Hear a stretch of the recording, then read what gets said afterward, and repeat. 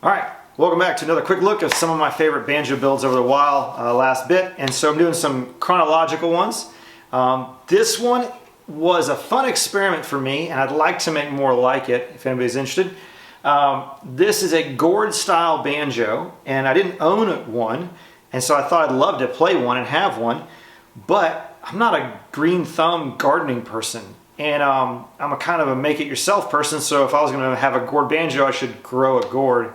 I don't mind the time invested, but knowing my history with growing things, it's not good.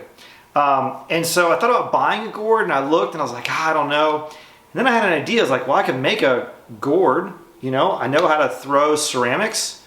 I can make a big bowl, you know. And so I threw a kind of canteen-style gourd-shaped pot that I stretched the skin over, and I absolutely love the sound. It's a quieter banjo. It's only 9 inches across. It has an osage orange neck with an inlaid little nautical star in the head, and it's got these kind of fleur-de-lis style funky paddle pegs that I made for it that I like. It's got a cherry heel to match the pegs and a cherry tailpiece, but I love playing it. I love the sound. It's got a nice, rich, deep sound to it. One funny thing is I'd never owned a fretless instrument before this one.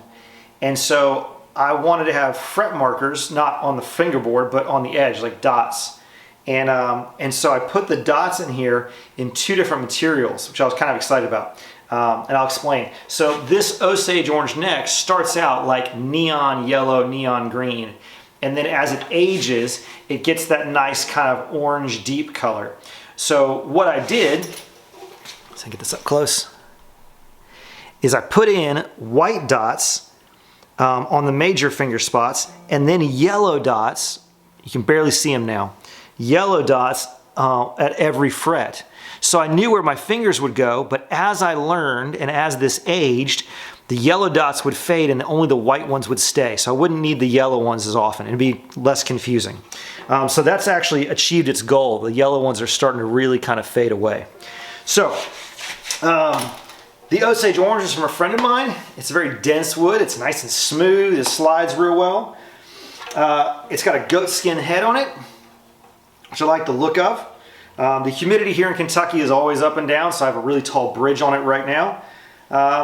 But yeah, that's about it. It's a fun one. It was a fun one to make. And like I said, I'd like to make more, but my plan is, if anybody's interested, please comment below, let me know. I'd like to make some more of these ceramic body banjos, but make them bigger, like a 12 or 13 inch thin wall ceramic body. And that way it has more weight than a gourd. It's not as slippery or light, you know, flipping around. I can make it any shape that I want. With this one, it was kind of slippery because I put a gloss finish on it. So I put 3 little stars right there that actually help it stay still. But yeah, we'll play a little sound sample here in a minute. Anyways, we'll play a little bit. But yeah, that's the kind of shapes you'll see here. Like I said, little fleur-de-lis ones on the pegs. And yeah, it was a fun experiment to make. Something new, something different for me. So, let's actually get a legit kind of sound sample here.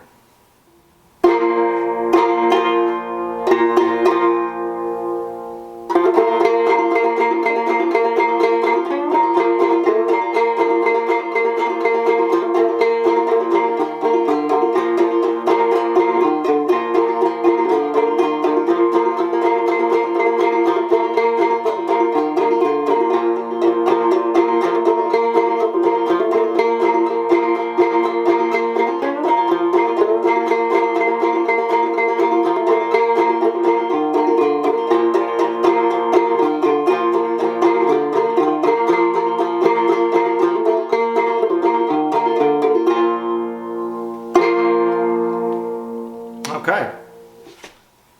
All right. This has such a nice deep bass kind of resonance to it. I thought I'd get a little closer to camera so maybe the microphone will pick up a little better sound on this. So we'll see.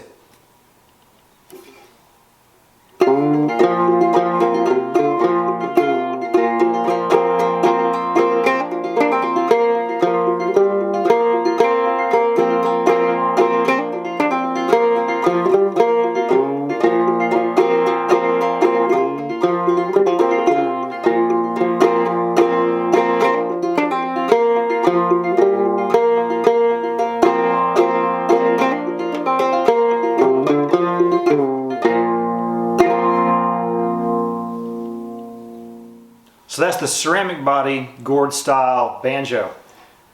Super fun one to play. Love the sound.